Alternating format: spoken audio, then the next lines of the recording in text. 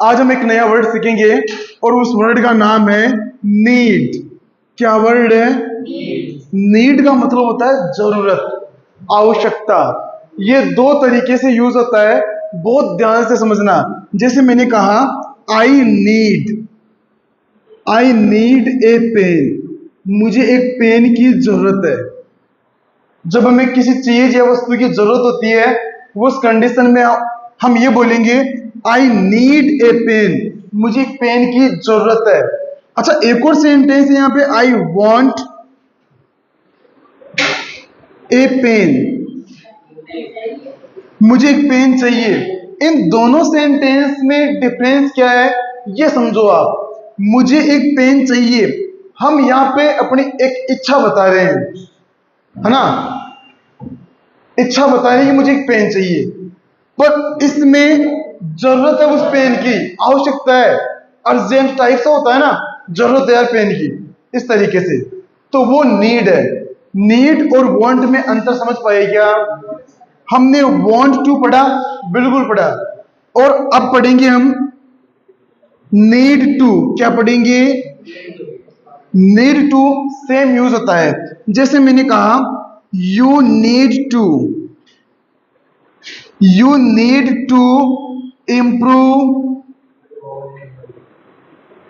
Your handwriting. बिल्कुल, you need to improve your handwriting, आपको आपकी hand writing improve करने की जरूरत है। इस टाइप से सेंटेंस बनते हैं।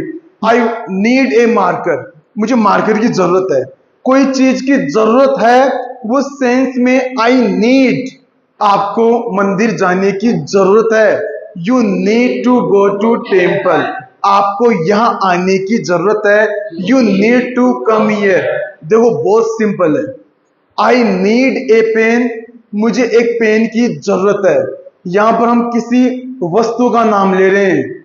जब नीड के साथ टू लगाए तो उसमें वर्ब की फर्स्ट फॉर्म लगाते हैं हम। जैसे मैंने कहा तुम्हें इस रूम को डेकोरेट करने की जरूरत है, you need to decorate this room. इस तरीके से सेंटेंस बनते हैं। मैंने कहा आपको इंग्लिश बोलने की जरूरत है, you need to speak English, आपको इंग्लिश सीखने की जरूरत है, you need to learn English, आपको पढ़ने की जरूरत है, यू नीड टू स्टडी, आपको मेरे से बात करने की जरूरत है, you need to talk to me, आपको ये मूवी देखने की जरूरत है, you need to, very nice, you need to watch this movie, आपको दवाई लेने की जरूरत है, you need to take medicine.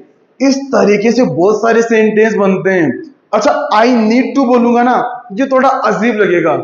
इसमें क्या होता है, हम खुद ही खुद को बोल रहे हैं, यार मुझे इंग्लिश बोलने की जरूरत है, ऐसा लगता है। I need to speak English, you need to speak English, we need to speak English, they need to speak English. Hindi पता लग रही है ना? Very nice. इसी तरीके से ही नीड्स टू, कैसे बोलते हैं? ही के साथ needs, he needs to speak English, उसे इंग्लिश बोलने की जरूरत है। बिल्कुल इस टाइप की सेंटेंस है। She needs to speak English, Raj needs to speak English, he needs to speak English, she needs to speak English, Raj needs to speak English और सना needs to speak English। इस तरीके से बहुत सारे सेंटेंस बनते हैं। हमने यहाँ पे दो चीज सीखी, एक तो नीड और एक नीड टू। जब नीड की बात करेंगे ना, तो इसके बाद में हम किसी वस्तु का नाम लेते हैं कि मुझे इस चीज की जरूरत है। जैसे मैंने कहा मुझे कार की जरूरत है, आई नीड ए कार, मुझे बाइक की जरूरत है, मुझे कैमरे की जरूरत है ना। अब एक चीज सुनो यहाँ पे, जैसे मैंने कहा मुझे मंदिर जाने के लिए बाइक की जरूरत है,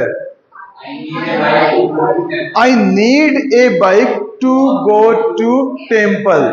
इस तरीके से ये सेंटेंस बनते हैं। बीच में टू ऐड हो जाता है।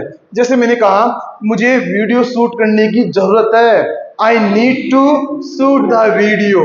आपको वीडियो शूट करने की जरूरत है, you need to shoot the video. आपको पूजा करने की जरूरत है, यू नीड टू वर्शिप। इस तरीके से ढेरों सारे सेंटेंस आप बना सकते हैं। अच्छा, इन्हीं में आप नहीं का सेंस भी यूज कर सकते हो। जैसे मैंने कहा मुझे पेन की जरूरत नहीं है, I don't need a pen. कैसे बोलते हैं? मुझे कैमरे की जरूरत नहीं है, मुझे मार्कर की जरूरत नहीं है, मुझे यहाँ आने की जरूरत नहीं है, I don't need to come here. तुम्हें इंग्लिश बोलने की जरूरत नहीं है, you don't need to speak English. आपको पढ़ाने की जरूरत नहीं है, you don't need to teach. आपको डांस करने की जरूरत नहीं है, you don't need to dance here. यहाँ आपको इस रूम को डेकोरेट करने की जरूरत नहीं है, you don't need to decorate this room. इस तरीके से ढेरों सारे सेंटेंस आप लोग बना सकते हैं।